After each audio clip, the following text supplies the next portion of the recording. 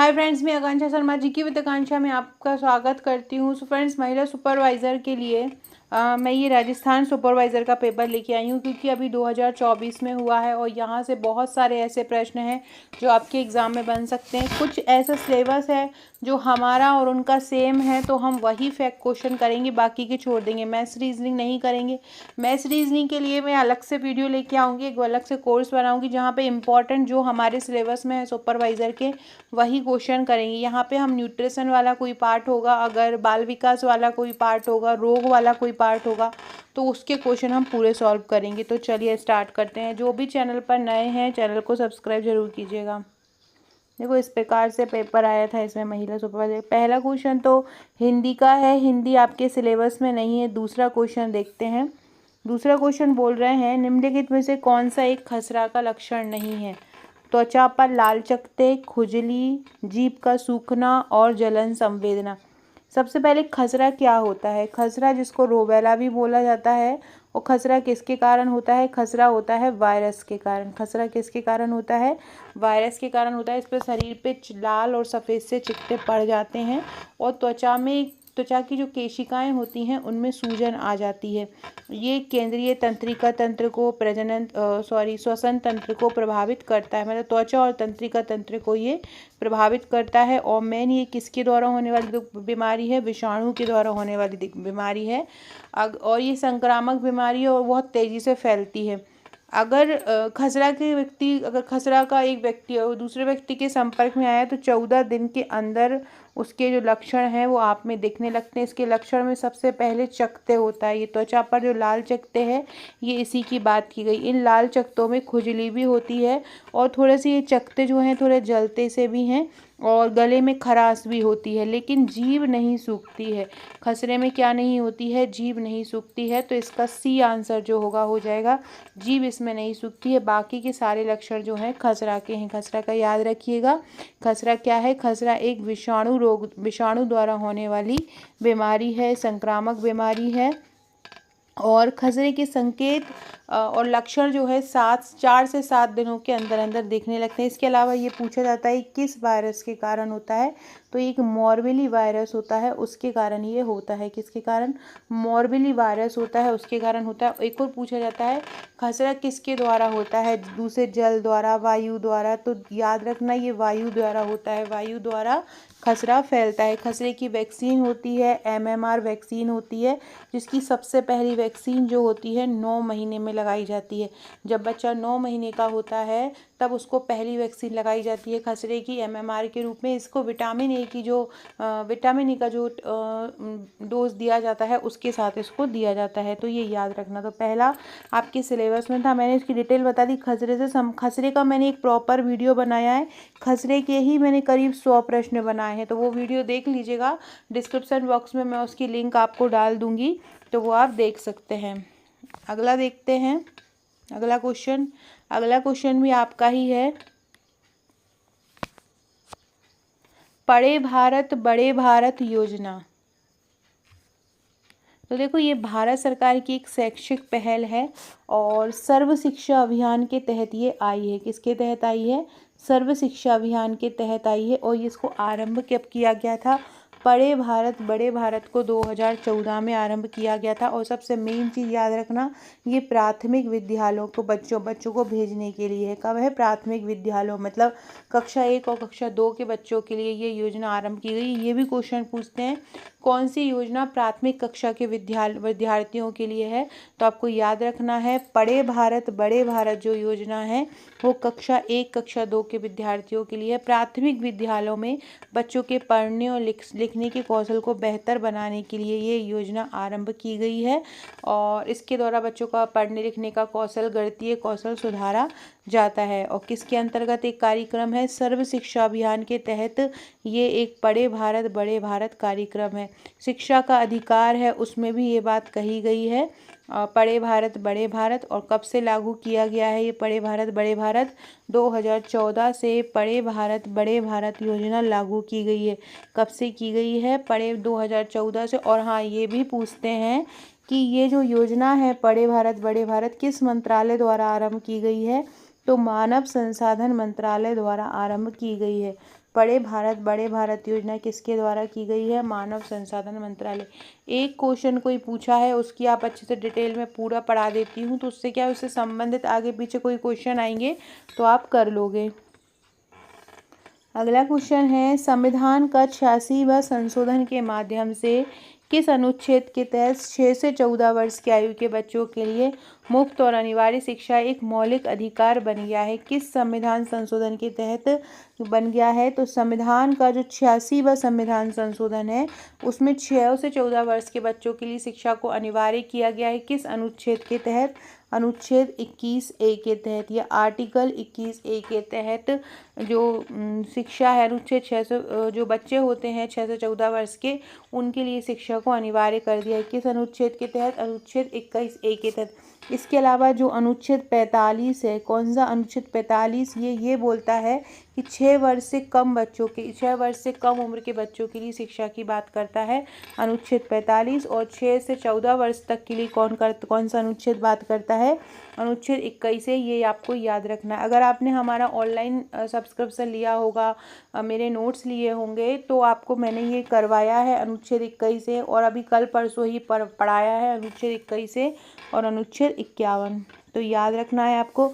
किस संविधान संशोधन के तहत? 86वें संविधान संशोधन के माध्यम से 6 से 14 वर्ष की आयु के बच्चों को मुफ्त और अनिवार्य शिक्षा दी जाती है। किस अनुच्छेद के तहत? अनुच्छेद 21 के तहत। और अनुच्छेद 51 के तहत 6 से कम उम्र के बच्चों को शिक्षा, मतलब जो अनौपचारिक शिक्षा होती है। अगला क्वेश्चन है, कौन सी योजना ICDS समन्वित बाल विकास से संबंधित नहीं है? देखो, आंगनवाड़ी सेवा योजना बिल्कुल संबंधित है। पोषण अभियान भी समन्वित बाल विकास से संबंधित है।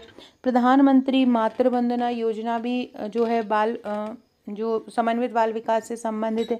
ये जो ग्रामीणों के लिए आवास सेवा है, ये जो है समन्वित बाल विकास से संबंधित नहीं है। बाकी की जो सारी हैं समन्वित बाल विकास से संबंधित हैं। समन्वित बाल विकास या ICDS की स्थापना कब हुई थी? 2 अक्टूबर 1975 में हुई थी। प्रधानमंत्री मातृ वंदना योजना कब आरंभ हुई थी? देखो, ये गर्भवती महिलाओं के लिए ये योजना आरंभ हुई है और इसकी स्टार्टिंग कब हुई थी?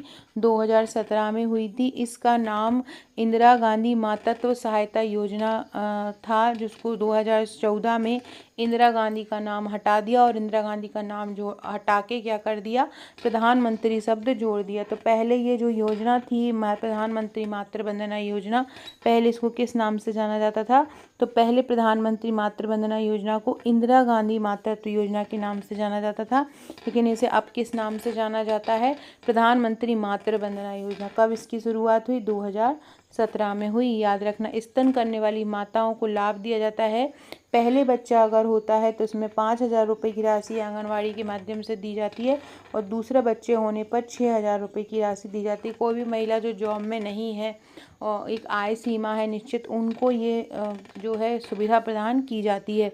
इसकी आवेदन जो प्रक्रिया है पूरी डिजिटलाइजेशन पे आधारित है और 1 जनवरी 2017 से गर्भवती महिलाओं के लिए लागू की गई थी। ये सारा फैक्ट आपको याद रखना है। और ग्रामीणों के लिए आवास योजना, आवास समन्वित विकास से कैसे संबंधित होगा? ICDS से समन्वित होंगे, या तो बच्चे होंगे या फिर जो औरतें होंगी, गर्भवती महिलाएं होंगी। इसके अलावा पोषण अभियान की बात करें तो 2018 में पोषण अभियान सितंबर 2018 में आरंभ हुआ था और 2022 तक कुपोषण समाप्त करना इसका उद्देश्य था। पोषण सप्ताह भी मनाया जाता है, सितंबर माह में पोषण सप्ताह मनाया जाता है, तो ये याद रखिएगा। अगला क्वेश्चन भी आप ही से संबंधित है। टीकाकरण से जुड़े गलत कथन की पहचान करना है। ये लोगों में बीमारियों को फैलने से रोकने में मदद करता है। बिल्कुल सही है कि ये लोगों को जो बीमारियां होती हैं उनको फैलने से रोकता है। दूसरा है, बच्चों को एक समय में कई टीके लगाना सुरक्षित है, जिससे सुई लगाने की संख्या में आवश्यकता में कमी हो जाती है।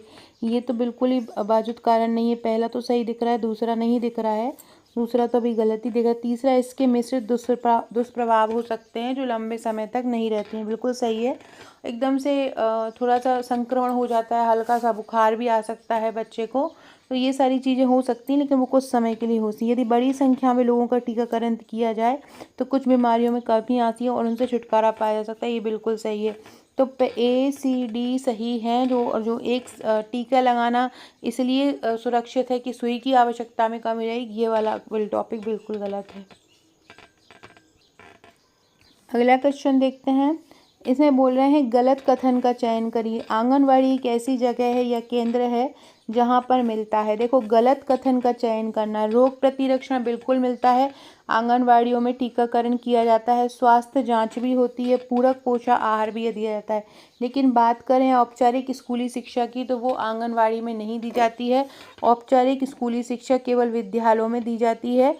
अगर आंगनवाड़ियों की बात करें तो आंगनवाड़ियों में अनौपचारिक शिक्षा जरूर दी जाती है ना। अनौपचारिक शिक्षा, बच्चे बैठे हैं, खेल रहे हैं, इस प्रकार की शिक्षा दी जाती है 3 से 6 वर्ष के बच्चों को। लेकिन यहाँ पर क्या नहीं दिया जाता, औपचारिक स्कूल शिक्षा नहीं दी जाती। बाकी के सारे सही हैं। अगला क्वेश्चन पढ़िए। एक गर्भवती महिला को जिसके लिए नियमित स्वास्थ्य देखभाल परियुक्तियाँ निर्धारित करनी चाहिए वे हैं।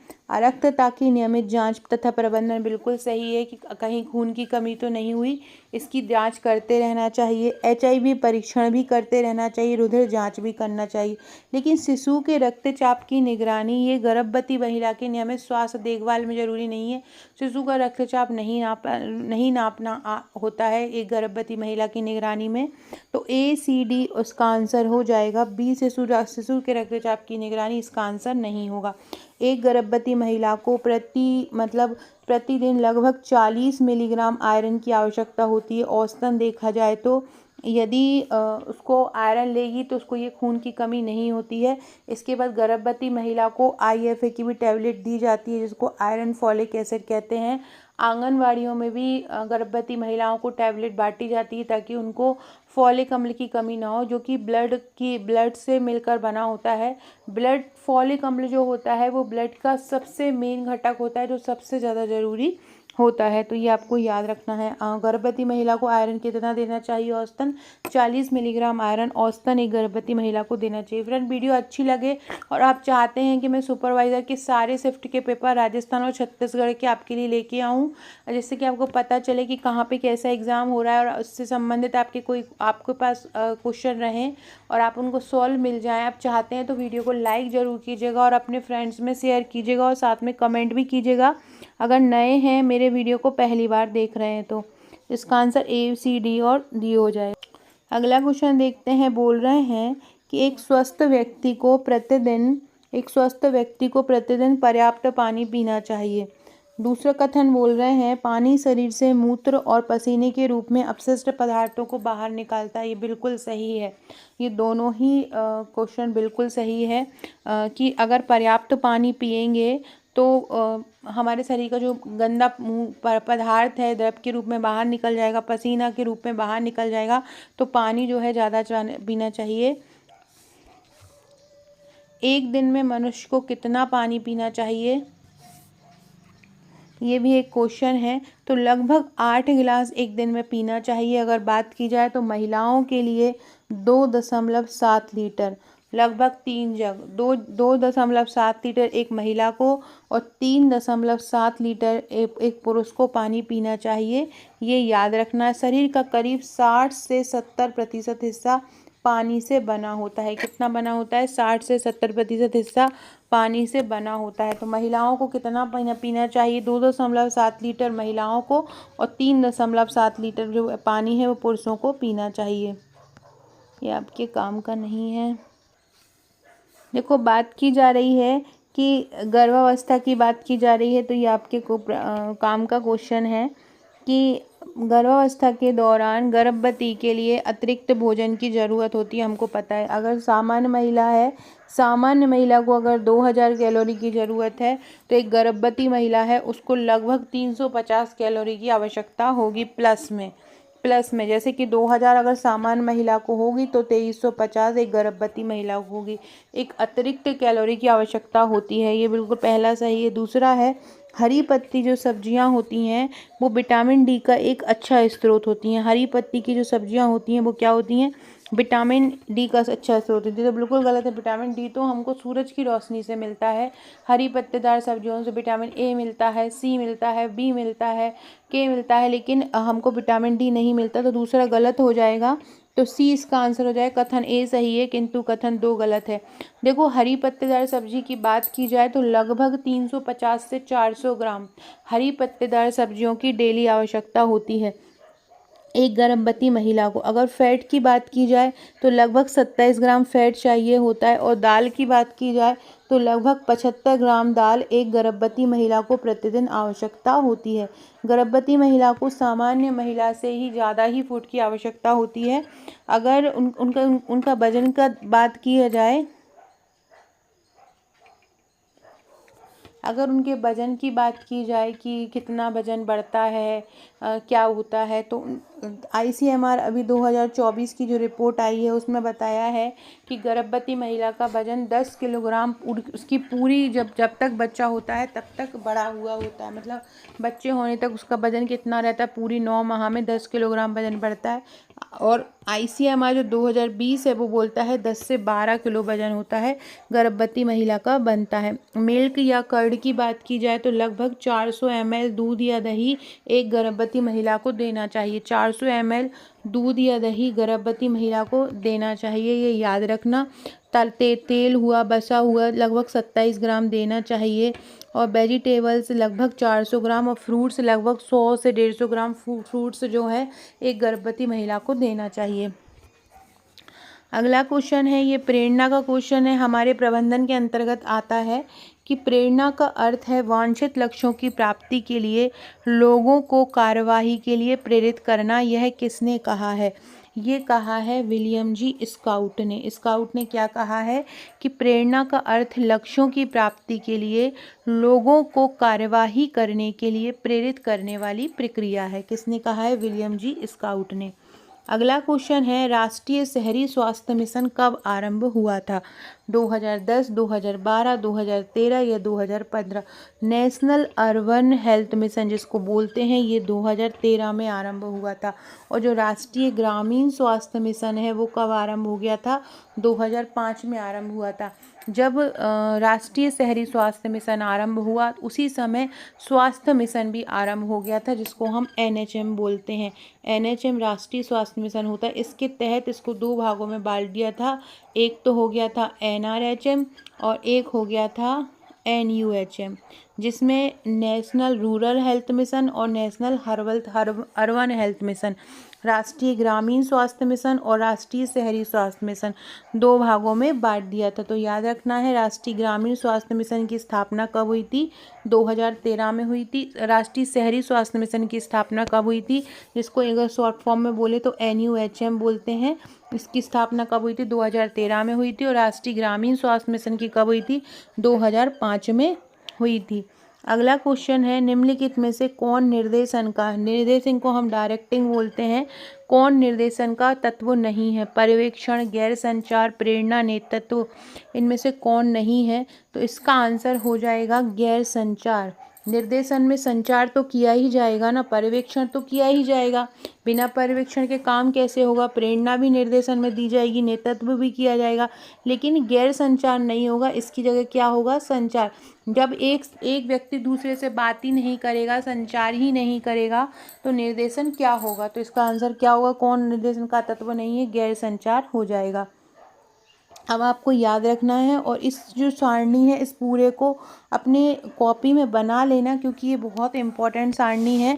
ये आपके एग्ज़ाम में भी ये पूछी जा सकती है, इसलिए आपको भी इसको बना के रखना है अपने एग्ज़ाम में पूरी सारणी को। मैं इसको ग्रुप में पहुंचा दूंगी, तो आप लोग एक बार ग्रुप में भी देख लेना, आंसर सहित पहुंचा दूंगी, तो एक बार कर लेना। प्रथम तिमाही में क्या होता है? प्रथम तिमाही में अंग जो होते हैं, प्रथम तिमाही में उन अंगों का निर्माण हो जाता है। प्रथम तिमाही में क्या होता है? अंगों का निर्माण हो जाता है। 24 सप्ताह के अंत तक क्या होता है? 24 सप्ताह के अंत तक पलक बन जाती हैं। क्या बन जाती हैं? पलक बन जाती हैं। 1 माह के बाद, 1 महीने के बाद क्या होता है? जब बच्चे का 1 महीना हो जाता है तो क्या होता है? 1 महीने के बच्चा हृदय बनना स्टार्ट कर देता है। हृदय का बनना जो होता है स्टार्ट। दूसरे माह के अंत तक क्या होता है? जब दूसरा माह खत्म होता है, दूसरे माह के अंत तक क्या होता है? पादों और उंगलियों का निर्माण होना स्टार्ट हो जाता है। पैरों और उंगलियों का निर्माण होना स्टार्ट हो जाता है। ये गर्भावस्था की पूरी अवस्थाएं हैं।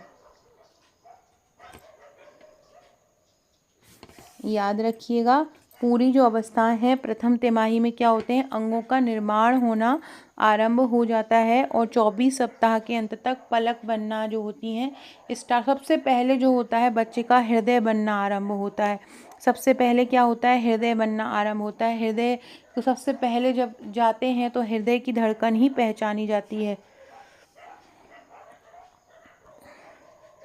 अगला क्वेश्चन है, पोषण संबंधी रोग के क्या कारण हो सकते हैं।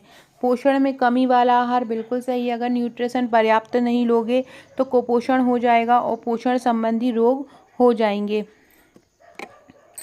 अगला है शारीरिक विसंगतियां, पोषक तत्वों को अवशोषित करने में असमर्थता, ये भी एक कारण है। संतुलित आहार, ये भी एक कारण है। असंतुलित आहार, ये असंतुलित आहार लोगे, पोषण में कमी वाला आहार लोगे, पोषण तत्वों को अगर आप एब्जॉर्ब नहीं कर पाओगे तो पहला, तीसरा और चौथा कारण तो ऐसा लग रहा है। लेकिन शारीरिक विसंगतियां, इसको हम इंग्लिश में भी देख लेते हैं, इंग्लिश वर्जन, इसको हम फिजिकल डिफॉर्मिटीज़ बोलते हैं।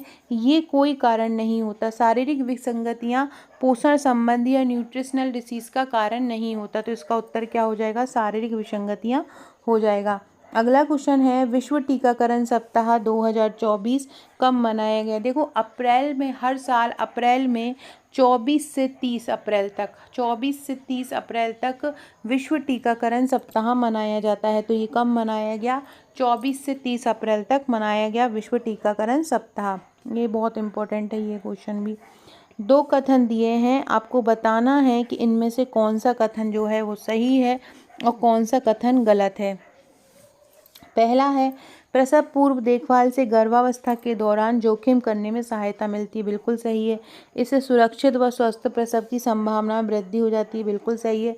दूसरा है, भारत में गर्भावस्था के दौरान माता पिता चिकित्सक से अपने अजन्मे बच्चे के लिंग के बारे में जान सकते हैं, ये तो बिल्कुल ही गलत है। तो केवल कथन 1 सही हो जाएगा और कथन 2 गलत हो जाएगा। तो इसका आंसर सी हो जाएगा। कुछ क्वेश्चन तो बहुत ही सरल आते हैं जो कोई भी कर पाएगा। फ्रेंड्स, हमारा सुपरवाइज़र का कॉम्बो है, आप ऑनलाइन भी ले सकते हो विथ, अगर आप हमारी 7 हार्ड कॉपी लेना चाहते हो तो हार्ड कॉपी भी ले सकते हो। हार्ड कॉपी का चार्ज 1599 प्लस कुरियर है। और अगर आप हमारा ऑनलाइन पैकेज लेना चाहते हैं, जादुई पैकेज है ये, क्योंकि हम पूरा का पूरा तैयारी ट्रिक द्वारा करवाते हैं, सरल तरीके से फैक्ट देते हैं और फिर उनको याद कराते हैं। डेली टेस्ट दिए जाते हैं, आपको कोई टेस्ट सीरीज ज्वाइन नहीं करना है, हम ही फ्री डेली टेस्ट कराते हैं टॉपिक वाइज। हम ही PDF देते हैं, उसको तैयार करवाते हैं और फिर डेली टेस्ट लेते हैं। आपका पूरा का पूरा एक कॉम्बो है आपकी तैयारी का। इस ऑनलाइन कॉम्बो में क्या क्या मिलता है आपको, ऑनलाइन तैयारी plus daily topic wise test मिलते हैं, डेली PDF देती हैं, ट्रिक्स द्वारा आंसर याद होते हैं, ऑडियो लेक्चर होते हैं, हज़ारों प्रश्नों की प्रैक्टिस है, 500 प्लस योजनाओं के लगभग 5000 MCQ कराए जाएंगे, 1000 CDP के MCQ कराए जाएंगे, 11,000 एक सुपरवाइज़र का क्वेश्चन बैंक दिया जाएगा, 1000 ICMR MCQ दिए जाएंगे। इनका चार्ज ओनली 799 है।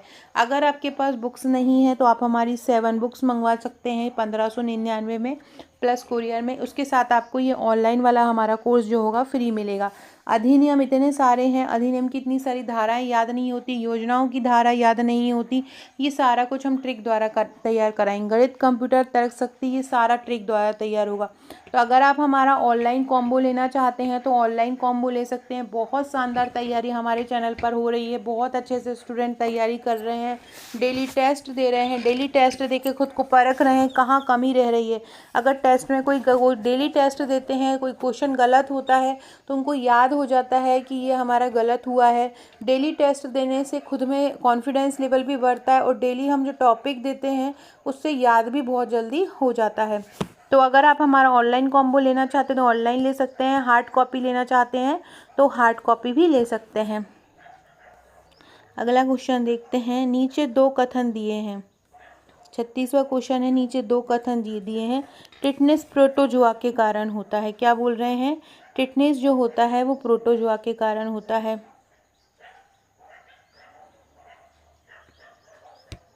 अब टिटनेस प्रोटोजोआ के कारण क्यों होता है, टिटनेस तो होता है बैक्टीरिया के कारण, जीवाणु के कारण, क्लॉस्ट्रीडियम टेटेनी नामक एक जीवाणु होता है ना। क्लॉस्ट्रीडियम टेटेनी नामक एक जीवाणु होता है जिससे आपको टिटनेस होता है। टिटनेस प्रोटोजुआ से तो मलेरिया होता है, प्रोटोजुआ से क्या होता है, मलेरिया होता है। दूसरा है पर्टुसिस से पीड़ित व्यक्ति हूप ध्वनि उत्पन्न करता है, ये बिल्कुल सही है। पर्टुसिस को क्या कहते हैं, काली खांसी कहते हैं पर्टुसिस को। इसके लिए डीपीटी का टीका भी लगाया जाता है, आईएम मोड से लगाया जाता है। और इसके कारण क्या होता है, हूप ध्वनि आती है। हूप ध्वनि मतलब खांसी, बहुत ही तरह की हिंसक खांसी आती है। हिंसक खांसी व्यक्ति हु करके खांसता रहता है, उसको काली खांसी का रूप भी बोलते हैं। तो ये सब पीड़ित पर्टुसिस से पीड़ित व्यक्ति में देखा गया है। तो दूसरा सही हो जाएगा, पहला गलत हो जाएगा। तो इसका क्या हो जाएगा, कथन 1 गलत है लेकिन कथन 2 सही है। पर्टुसिस से पीड़ित व्यक्ति में हूप ध्वनि तो उत्पन्न होती है, लेकिन टिटनेस किसके द्वारा होता है, जीवाणु के द्वारा होता है। ये हिंदी का है, ये आपका काम का नहीं। हाँ, ये आपके काम का है। अगला 38 वाला, नीचे 2 कथन दिए गए हैं। नेतृत्व किसी व्यक्ति की दूसरों को प्रभावित करने की क्षमता को दर्शाता है, बिल्कुल सही है। नेतृत्व के द्वारा दूसरों, अगर नेतृत्व अच्छा होगा तो दूसरा व्यक्ति भी अच्छा कर पाएगा। नेतृत्व दूसरों के व्यवहार में परिवर्तन लाने का प्रयास करता है, ये भी सही है। तो ये दोनों ही सही हो जाएंगे। तो कथन 1 और 2 दोनों ही, क्या कौन सा आंसर हो जाएगा, हाँ कथन 1 और 2 दोनों सही हो जाएगा। ये भी हो जाएगा, ये भी हो जाएगा। ये तो आपके काम का नहीं है। देखो ये 43 वाला क्वेश्चन देखिए, कौन सा उपागम जो उपागम सामुदायिक संगठन जो मर्रे जी रॉस द्वारा दिया से संबंधित नहीं है। तो देखो रॉस ने विशिष्ट धारणा का उपागम दिया है ना। किसका दिया है, उन्होंने विशिष्ट धारणा का उपागम दिया है रॉस ने। इसके बाद उन्होंने सामान्य धारणा का भी दिया है, प्रक्रियाओं का उपागम भी दिया है, लेकिन उन्होंने ऐसा उन्मूलन प्रक्रिया का कोई उपागम नहीं दिया है। तो इसका आंसर क्या हो जाएगा, उन्मूलन प्रक्रिया का उपागम हो जाएगा। ये मैथ्स के क्वेश्चन किसी दिन मैथ्स में लाऊंगी ना तो आपको करवा दूंगी। अगला क्वेश्चन है कि आईसीडीएस योजना का उद्देश्य क्या है। स्तनपान कराने वाली माँ को उच्च शिक्षा हेतु प्रोत्साहित करना। ये क्या बात होती है, कभी भी आंगनवाड़ी सेंटर में आईसीडीएस में या जो इंटीग्रेटेड चाइल्ड डेवलपमेंट सर्विस है उस प्रोग्राम में कभी भी महिलाओं को ये नहीं बोला जाता कि आप उच्च शिक्षा ग्रहण करें। तो पहला तो गलत हो जाएगा। दूसरा, 6 वर्ष तक की आयु बच्चों के पोषण और उनके स्वास्थ्य की स्थिति में सुधार, बिल्कुल सही है। बच्चों का सामाजिक, शारीरिक और मानसिक विकास की नींव रखना, ये भी सही है। मृत्यु दर, कुपोषणता और विद्यालय छोड़ने की घटनाओं में कमी लाना, ये भी सही है।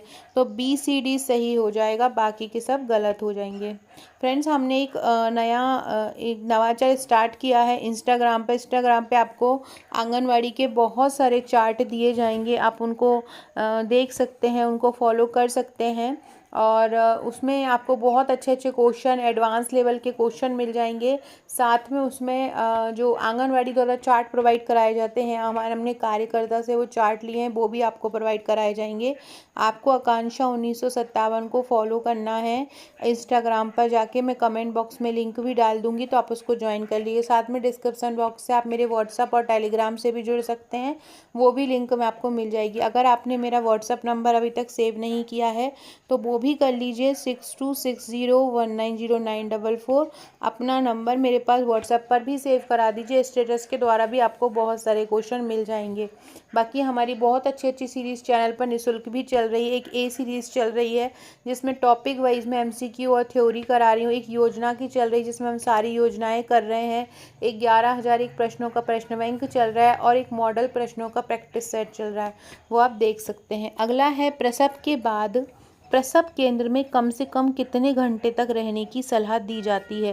प्रसव मतलब डिलीवरी हो गई, नॉर्मल डिलीवरी हो गई है, और अगर उसको बोला कि कितने घंटे तक रहना चाहिए कम से कम, तो 48 घंटे तक रहने की सलाह दी जाती है। प्रसव के बाद प्रसव केंद्र में कम से कम कितने घंटे तक रहने की सलाह दी जाती है, 48 घंटे तक रहने की सलाह दी जाती है। अगर सामान्य प्रसव होता है, मतलब ऑपरेशन नहीं होता, अच्छे से नॉर्मल डिलीवरी हो जाती है, तो सामान्य प्रसव को यूटोसिया बोलते हैं।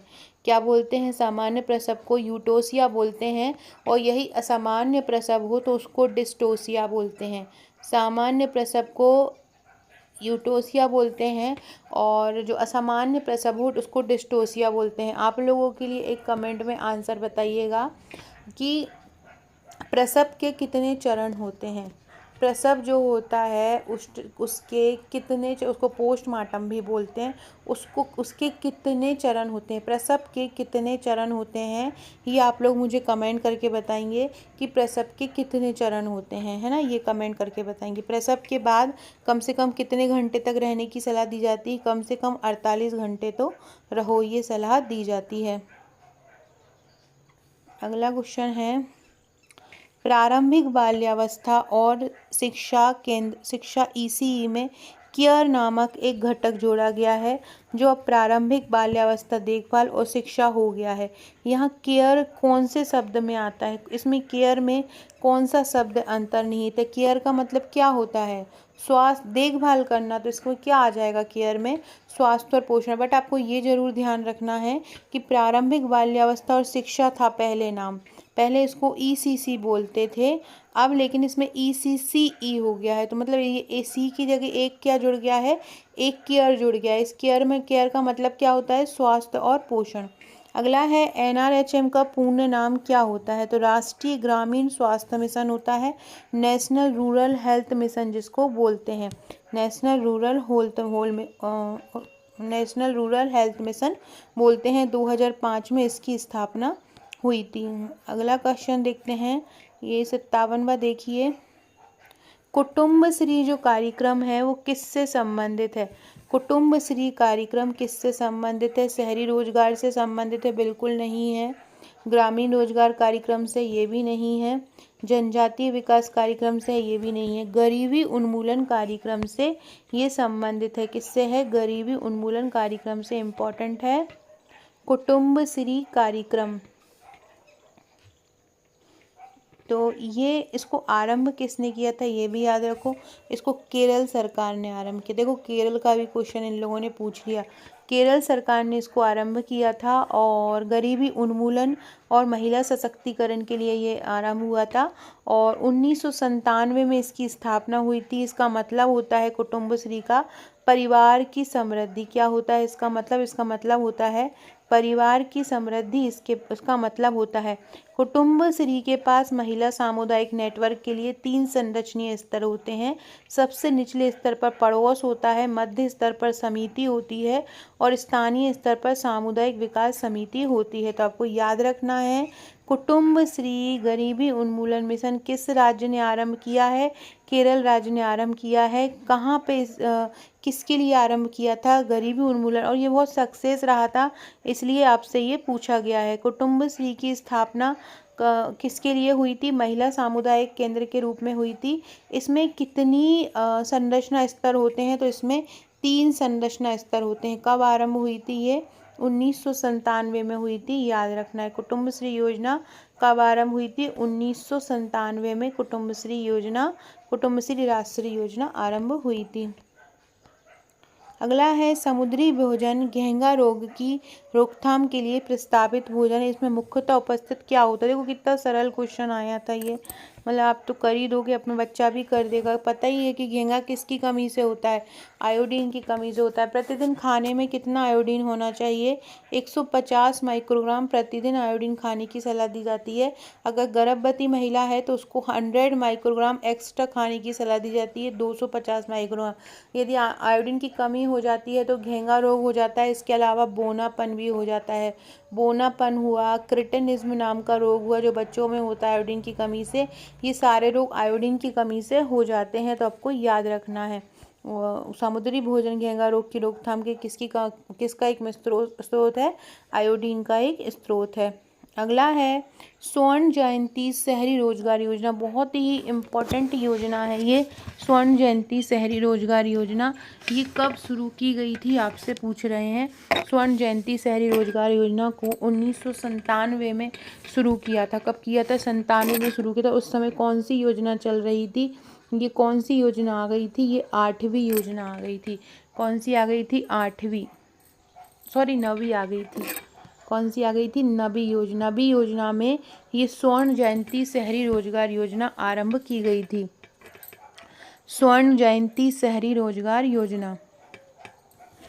ये स्वर्ण जयंती ग्रामीण हुआ, शहरी हुआ, ये बहुत ज़्यादा इम्पॉर्टेंट योजना है। 1 दिसंबर 1997 को हुई थी और इसमें केंद्र और राज्य मिलकर 75:25 का बंटवारा करते हैं। मतलब 75 भाग कौन देगा, 75 भाग केंद्र देगा और 25 भाग कौन देगा, 25 भाग राज्य देगा। स्वर्ण जयंती शहरी रोजगार योजना को क्या बोलते हैं? SGSRY बोलते हैं। 1997 में आरंभ हुई थी शहरी बेरोजगारों की मदद के लिए। किस लिए हुई थी? शहरी बेरोजगारों की मदद के लिए इस योजना को आरंभ किया गया था। और केंद्र और राज्य का बंटवारा मैंने बता ही दिया। इसके अलावा जो 2013 में इसको राष्ट्रीय शहरी आजीविका मिशन में बदल दिया था। कब बदल दिया राष्ट्रीय शहरी स्वर्ण जयंती रोजगार योजना को?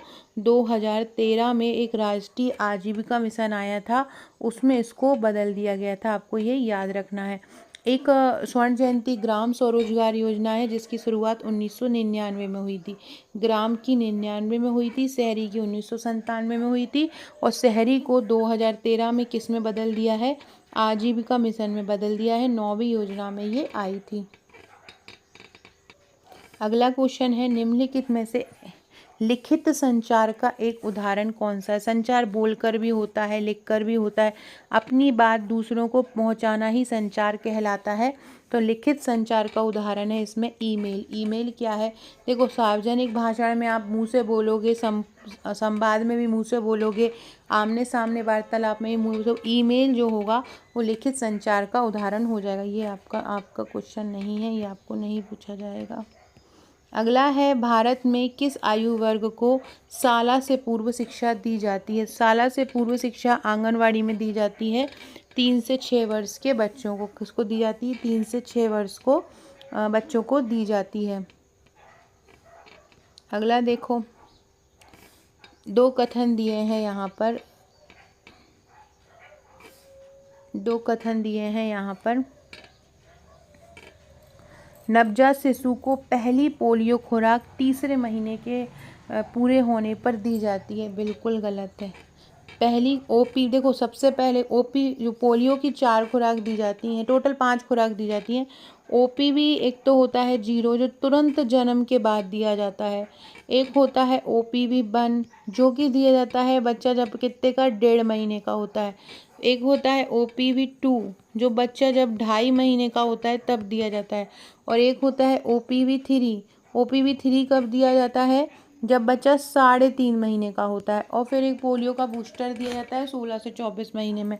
यहाँ पर ये दिया है कि पोलियो खुराक OPV तीसरे महीने पर पूरे होने पर दी जाती है। बिल्कुल गलत है। अगला दूसरा है, नवजात शिशु को जन्म के तुरंत बाद गीले कपड़े में बिल्कुल नहीं रखना चाहिए। इसकी त्वचा तो बहुत सेंसिटिव होती है, फिर उसको साफ स्वस्थ कॉटन के कपड़े में उसको अच्छे से रखना चाहिए। बच्चे को गर्म कपड़े में रखना चाहिए, उसको गर्माहट की आवश्यकता होती है ताकि उसका शरीर जो होता है वो ऊष्मा को ना निकाले। तो ये दोनों ही कथन जो होंगे गलत हो जाएंगे। OPV की बात करें तो OPV की जो खोज की थी वो सॉबिन ने की थी। ये एक ओरल पोलियो वैक्सीन है।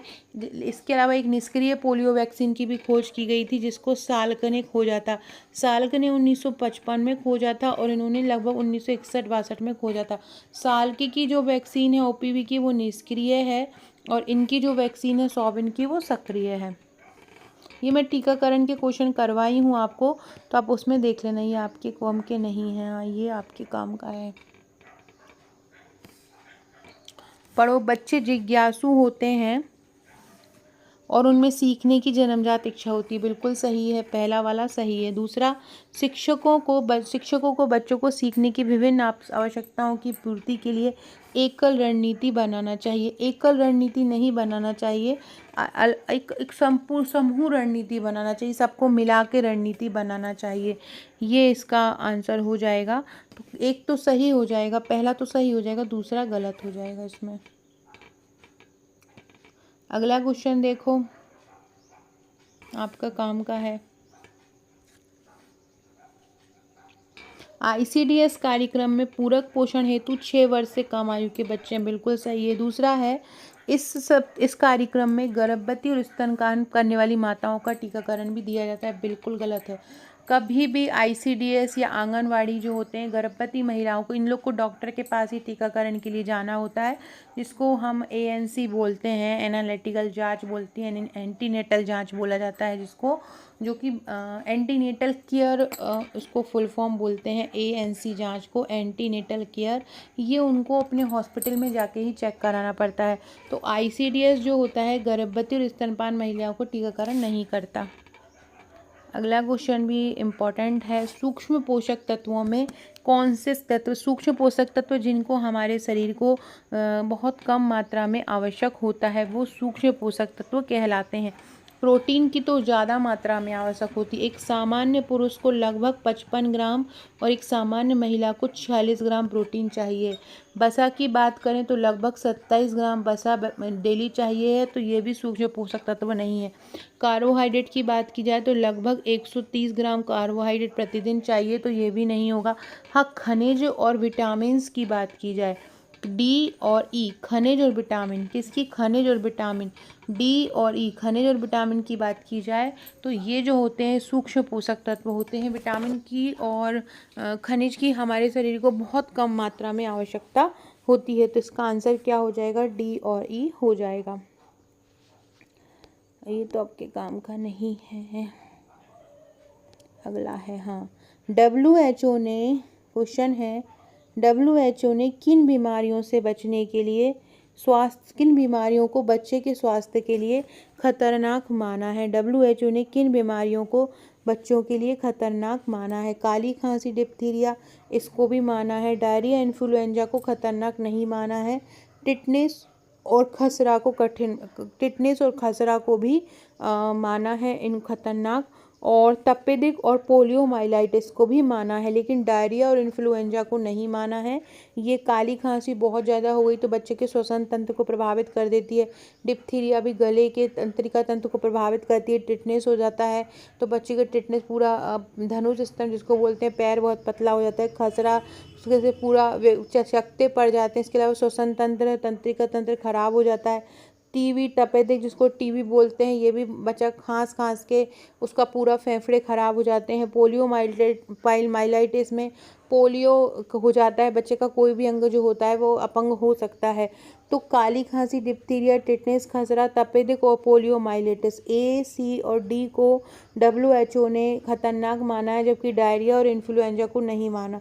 WHO की बात करें तो WHO की स्थापना 7 अप्रैल 1948 को हुई थी, और इसका मुख्यालय कहाँ है WHO का, तो WHO का मुख्यालय है जेनेवा में। याद रखना, डायरिया, इन्फ्लुएंजा जो है वो खतरनाक नहीं है, लेकिन काली खांसी, डिप्थीरिया, टिटनेस, खसरा, ये जो है ये हानिकारक हैं। अगला क्वेश्चन देखते हैं। अगला, ये मिशन इंद्रधनुष का क्या उद्देश्य है। मिशन इंद्रधनुष क्या कहता है, पहचान करना, जिन बच्चों को टीकाकरण होना है उनकी सूची बनाना, उनका टीकाकरण करना और बच्चों के टीकाकरण को ट्रैक करना। खसरा उन्मूलन मिशन का इंद्रधनुष का उद्देश्य नहीं है। खसरे की मृत्यु में कमी करना, ये भी इसका उद्देश्य नहीं है। पोलियो उन्मूलन भी नहीं है। पहला ही इसका आंसर हो जाएगा, पहला इसका आंसर हो जाएगा कि टीका की पहचान करना, कि किस बच्चे को कौन सा टीकाकरण देना है और उसको सार्वभौमिक टीकाकरण करना, सभी तक टीके की पहुंच हो, ये उद्देश्य इसका होता है। अगला क्वेश्चन है, भारत में कुपोषण का मुख्य कारण गरीबी है। बिल्कुल सही है। बड़ा परिवार और बार बार गर्भ धारण करना माता की पोषण अवस्था पर प्रतिकूल प्रभाव डालता है, ये भी सही है। तो दोनों ही सही हो जाएंगे, ए इसका उत्तर हो जाएगा। अगला है, ICDS समेकित बाल विकास सेवा योजना कब आरंभ हुई थी। 1975, 2 अक्टूबर 1975 को ये आरंभ हुई थी। कब हुई थी, 2 अक्टूबर 1975 को ये आरंभ हुई थी। के अलावा 89वां क्वेश्चन भी आपके लिए इम्पोर्टेंट है। शाला पूर्व शिक्षा मुख्यतः बच्चों के संपर्क में रहने वाले व्यक्ति के व्यवहार और चरित्र पर निर्भर करती है। बिल्कुल सही है। शाला पूर्व शिक्षा के लिए उच्च स्तर के शिक्षक और महंगे उपकरण की आवश्यकता है। बिल्कुल नहीं। प्यार और सद्भाव की आवश्यकता है। टीचर शिक्षित हो जरूरी नहीं है उसके पास महंगे उपकरण हो। पहले कहाँ होते थे, फिर भी बच्चे पढ़ते थे, तो केवल पहला ही उत्तर उसका सही हो जाएगा और दूसरा इसका आंसर गलत हो जाएगा।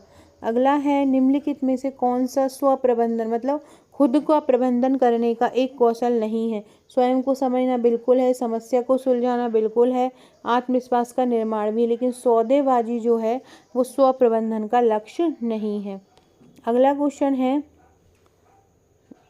पहला दिया है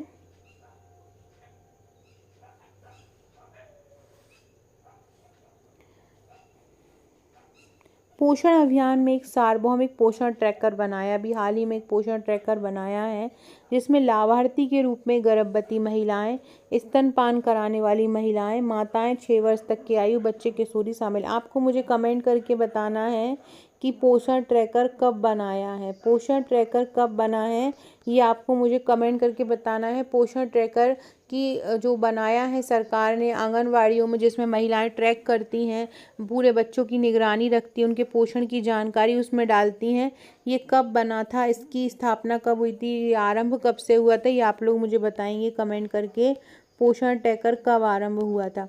इस सार्वभौमिकता के तहत केंद्रीय आंगनवाड़ी कार्यकर्ता, जिनकी सहायता कर रही हैं आंगनवाड़ी सहायिका हैं, जो कि भारत को कुपोषण मुक्त बनाने में मदद कर रही हैं, दोनों ही फैक्ट इसके सही हो जाएंगे।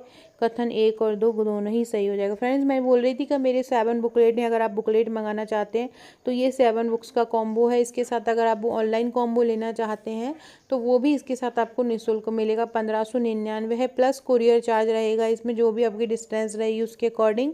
100-150 यही, कोई गाँव में मंगाते तो 150 रुपये लगभग लगता है, और बड़े ज़िले या तहसील में मंगाते हैं तो 100 रुपये कुरियर चार्ज लगता है ना। तो आप ये मंगवाना चाहते हो, उसके साथ आपको डेली के टेस्ट वगैरह ये सारा कुछ मिलेगा।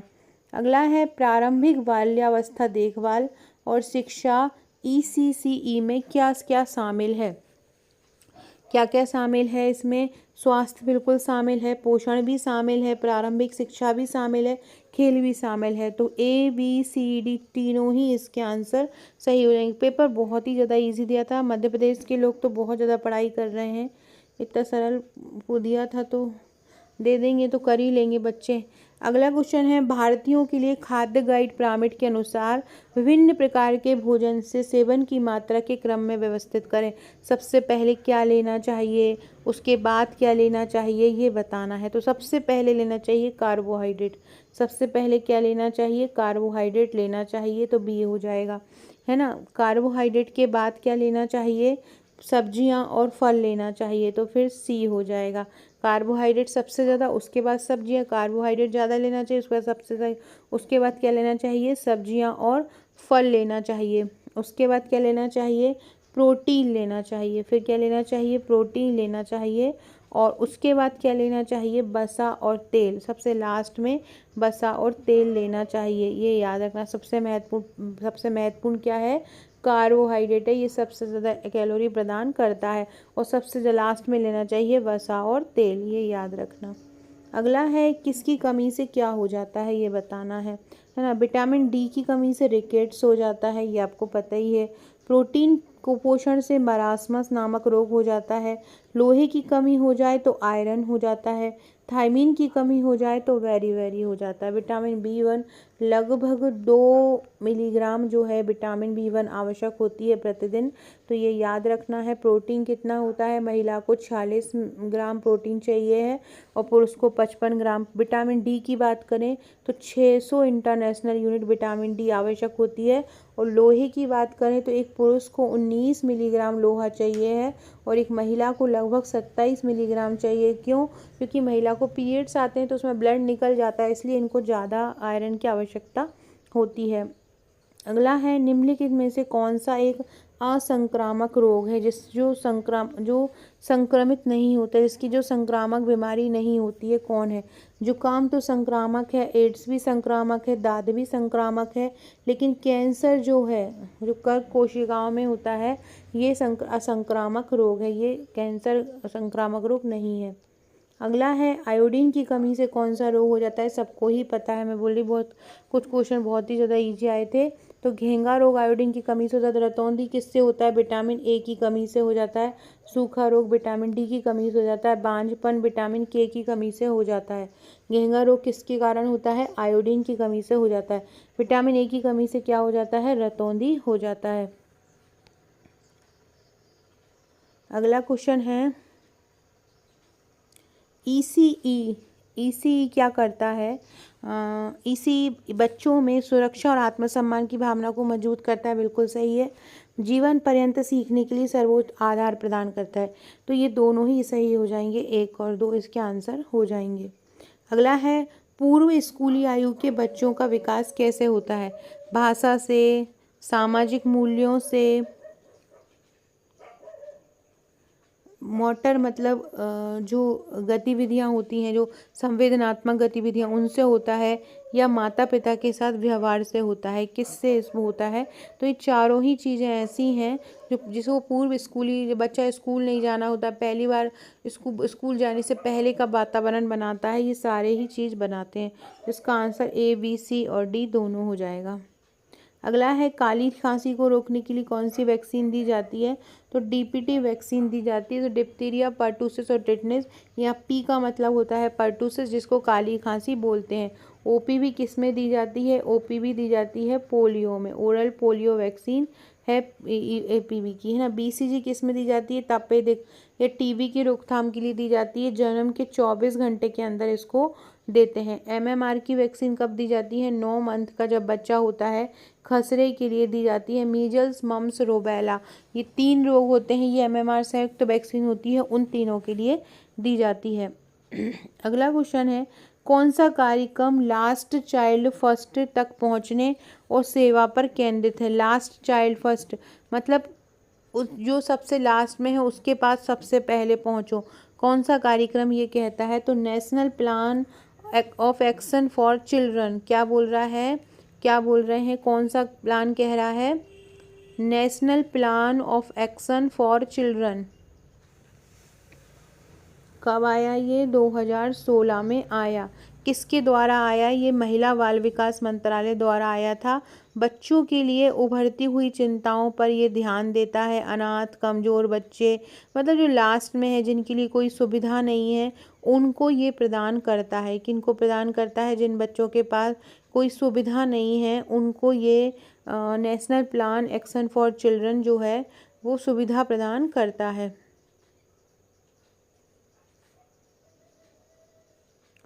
National plan of action for children 2016, ये भी याद रखना, इससे क्वेश्चन बन सकते हैं। अगला क्वेश्चन है, सामान्य बच्चे के स्वास्थ्य एवं समुचित विकास को बनाए रखने के लिए निम्न में से क्या आवश्यक है? 4 माह से पूर्व पूरक आहार की आवश्यकता होती है? बिल्कुल भी नहीं होती है, ये तो गलत है।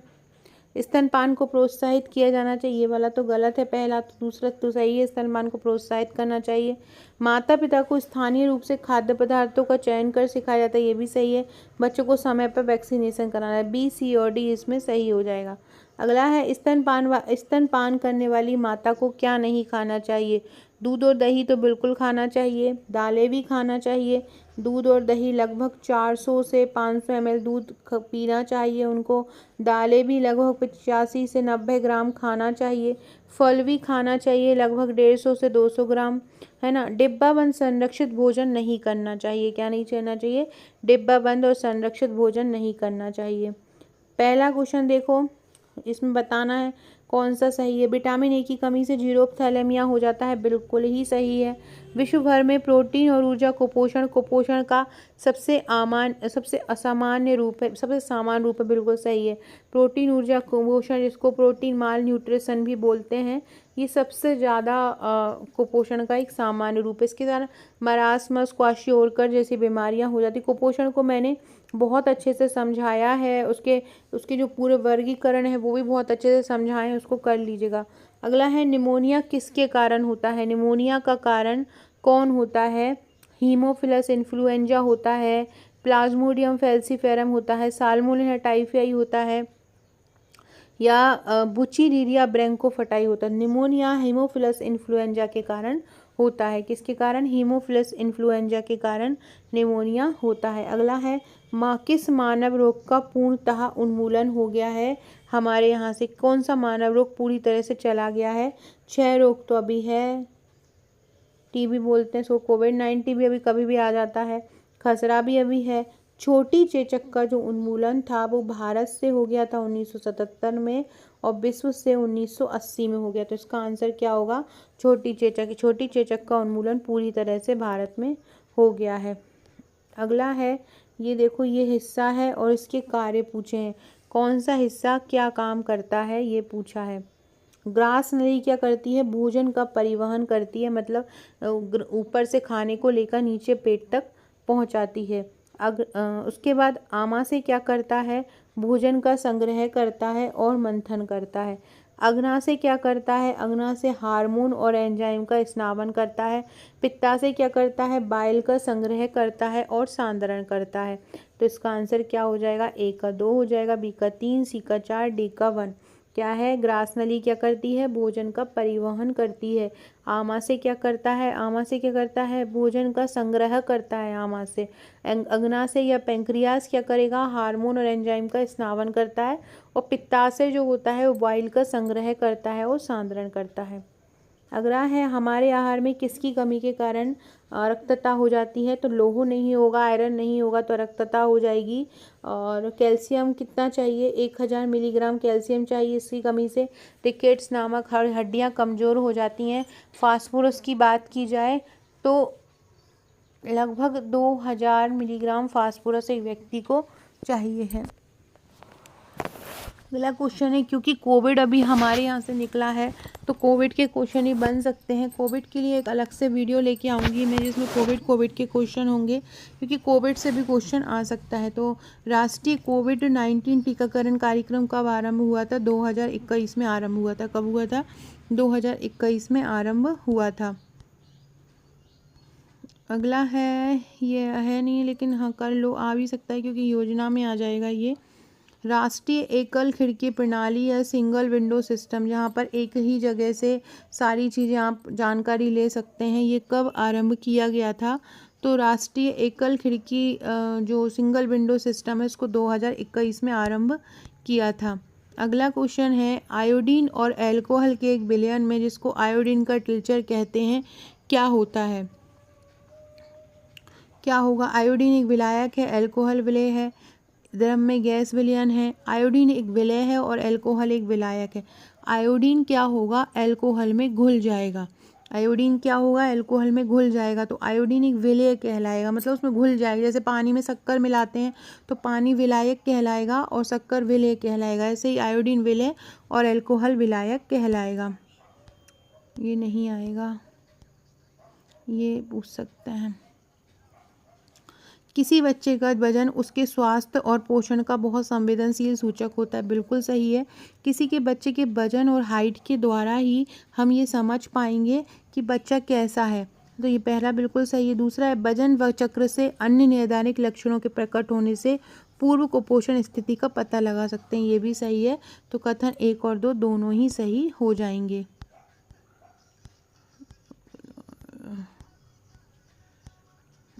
ये देखो अगला,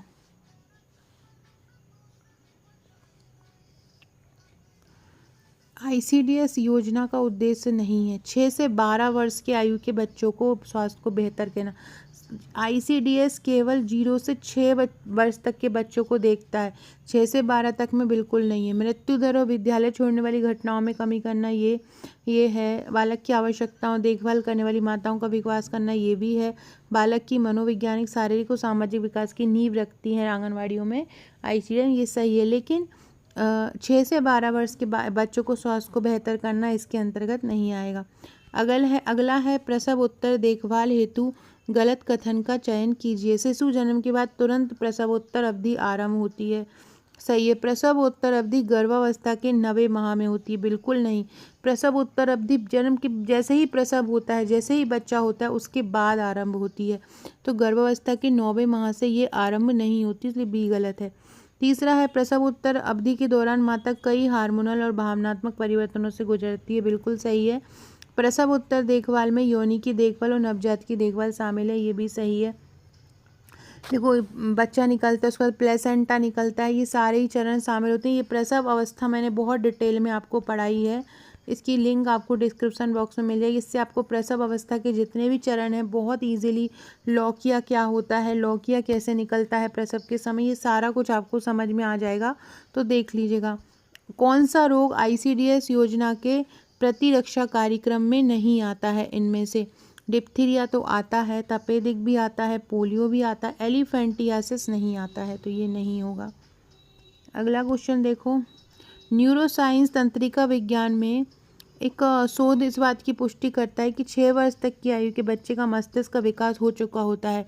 कितना विकास 6 वर्ष तक के बच्चों का 6 वर्ष तक में 90 से 95% विकास हो जाता है।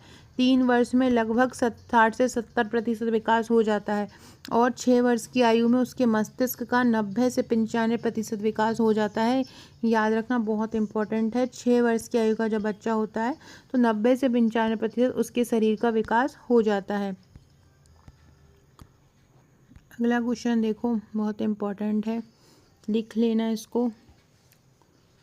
भारत के माननीय प्रधानमंत्री ने 29 मई 2021 को PM केयर फॉर चिल्ड्रन योजना आरंभ करी। PM केयर फॉर चिल्ड्रन योजना कब आरंभ हुई है?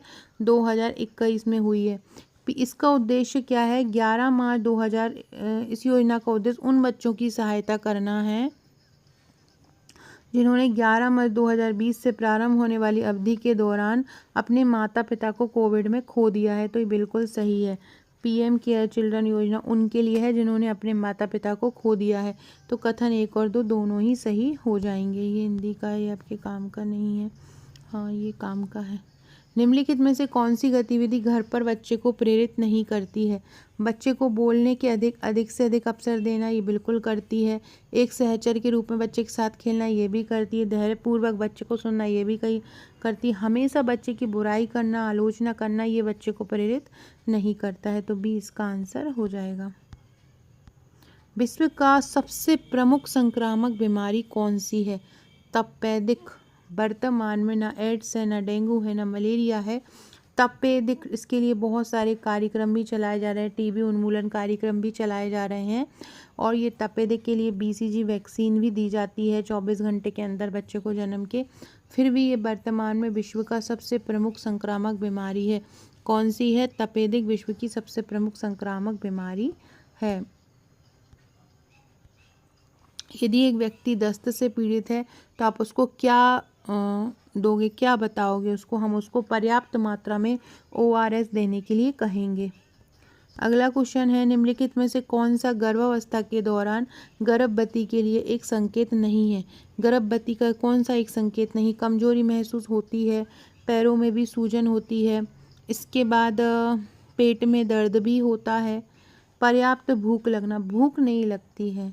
जब माता गर्भवती होती है तो उसको भूख नहीं लगती, तो ये पर्याप्त भूख ना लगना इसका आंसर हो जाएगा।